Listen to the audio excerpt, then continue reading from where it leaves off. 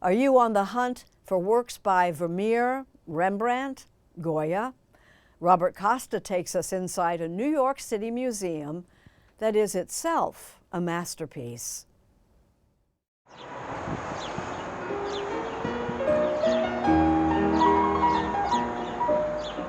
Alongside Central Park, on New York's Upper East Side, is a Gilded Age gem, the Frick. You know, you step off the subway, you cross the park, and here you are, 100 years ago, even more. Xavier Solomon is chief curator of the Frick collection. So here we really worked on the ceiling light. It opened its doors again this past week, after 4 years of renovation. What makes the Frick so special? So it's a museum in somebody's house. So it has that eccentricity, those exceptional juxtapositions of works of art that you wouldn't have in a normal museum. It's a small museum, but it's a museum that has 3 Vermeers, 3 Rembrandts, exceptional masterpieces by Italian Renaissance artists. It also has splendor. The West Gallery we are entering now is the space. Takes your breath away. It's an incredible space. I mean, it's the most monumental, grand space in the entire museum, in the house. And think of it, in the 19-teens, wealthy people in New York would have had a music room, a ballroom in their house. Frick decides instead to have a picture gallery. Henry Clay Frick made a fortune in the steel industry. He was known for being ruthless and for collecting the old masters. If you look close enough, little reminders of him and his family are everywhere. So these are some of the buttons that appear throughout the house. So here you have the valet, the housekeeper, the secretary, the butler, and the pantry. The galleries first opened to the public in 1935. The recent renovation, costing more than $200 million, was its own work of art. I think it's the atmosphere that these lanterns create together with the staircase, where you have that beautiful Brescia marble. It's called Aurora Blue. Annabelle Seldorf is an acclaimed architect. We're walking from the new into the old. She designed the new spaces with sensitivity and ambition. Architecture can often be a process of resolution, answering questions. What were the questions you wanted to answer about the Frick?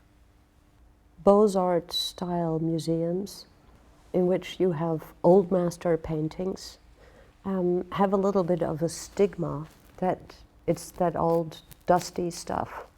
And to defy that, to communicate an attitude of openness and invite curiosity and welcome. Seldorf's vision comes to life in the new curvy clamshell auditorium. We're almost talking in hushed tones here because the room picks up the sound. I think this was a big surprise to everybody, that it actually is this good. Frick's daughter Helen first built this as a vault. Now it's an underground oasis. It feels like you're walking into an embrace.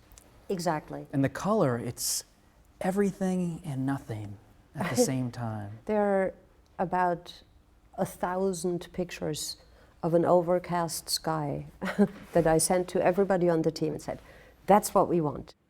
The restoration of the home included opening the family quarters on the 2nd floor and moving Mrs. Frick's boudoir upstairs. I don't understand how you move a room from one floor to another. It's like a puzzle. It's exactly like a puzzle. Joe Godla oversaw the conservation. These French rooms were put together in a tongue-and-groove manner, so each panel came apart. That room was actually designed around the paintings, and it was very tricky to get it to fit just so into that space. All of it was a symphony of masters at their craft. We dealt with bronze casters in Paris, the silk weavers in Lyon, bronze casters in the Lower East Side, a lot of specialists helping us to restore or replace missing elements. For Chief Curator Xavier Solomon, the final missing element, lovers of the Frick. I'm just curious to see people inhabiting these galleries again and bringing them back to life. When the museum is closed, it's almost like a part of its life, its blood is taken out. Too quiet. You need, Museum needs to be lived in. absolutely. I mean, the public is the oxygen of the museum. Without the public, the museum has no reason to exist.